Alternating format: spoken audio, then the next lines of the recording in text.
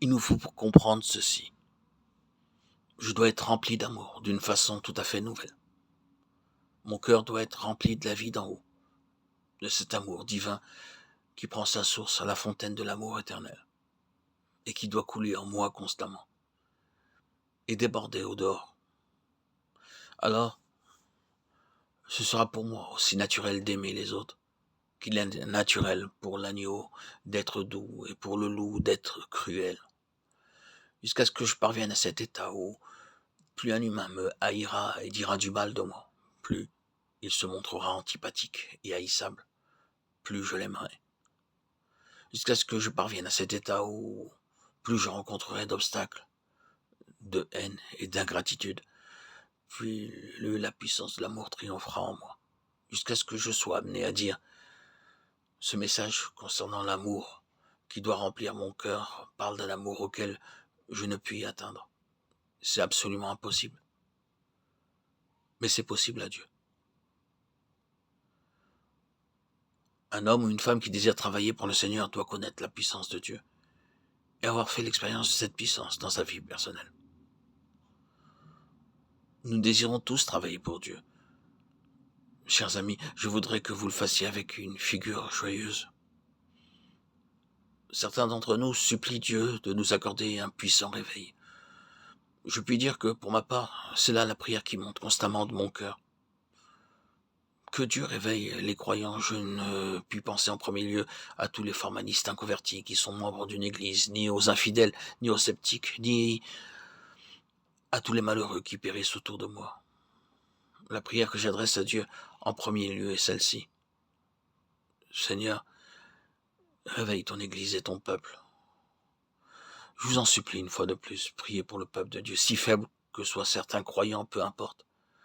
Si ce sont des enfants de Dieu, ce sont des frères, priez pour eux, aidez-les à sortir des ténèbres, priez pour l'église de Dieu, et croyez que Dieu accordera la bénédiction que vous demandez. Ce n'est pas pour rien qu'il y a tant de cœurs, un tel désir de sanctification, de consécration. Car ce désir est envoyé par Dieu. Dieu veut créer en vous le vouloir à le faire. Philippiens 2,13. Dieu a déjà créé dans votre cœur le vouloir. Croyez que le Dieu Tout-Puissant agira par son pouvoir pour faire parmi son peuple beaucoup plus que nous n'avons demandé. Il y a tant de cœurs qui désirent se sanctifier, se consacrer à Dieu, à celui qui peut faire par la puissance qui agit en nous, infiniment au-delà de tout ce que nous pouvons demander ou penser. À lui soit la gloire, Éphésiens 3,20.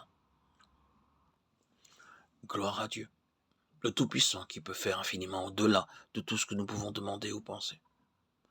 Attends-toi à Dieu, mon frère, ma sœur, il en sera pour toi comme pour Israël. En ce jour, l'on dira, voici, c'est notre Dieu, nous l'avons attendu et il nous sauvera. C'est le Seigneur, nous l'avons attendu. Nous serons dans l'allégresse et nous nous réjouirons de son salut. Ésaïe 25,9. Ce qui est impossible aux hommes est possible à Dieu. Nous vivons au milieu d'un monde de péché et de tristesse, un monde où règne le diable. Mais rappelez-vous ceci, Christ est sur le trône, Christ est le plus fort, Christ a vaincu et Christ vaincra. Et si vous vous sentez vide, brisé, sans force, infirme, louez Dieu de ce qu'il peut faire son œuvre en chacun de nous.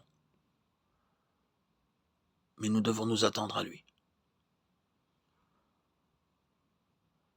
Ce texte nous abaisse, ce qui est impossible aux hommes, mais ensuite il nous élève vers les sommets, et possible à Dieu.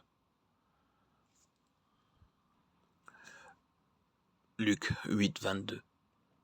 Adorons Dieu et croyons qu'il est le Tout-Puissant et qu'il agira en nous et par nous pour le salut de ceux qui nous entourent. Ne priez jamais sans adorer sa toute-puissance et dites « Dieu Tout-Puissant, je réclame ta puissance ». Et la réponse à votre prière viendra et comme Abraham, vous deviendrez fort par la foi, donnant gloire à Dieu, parce que vous savez que celui qui a promis a la puissance d'accomplir ses promesses.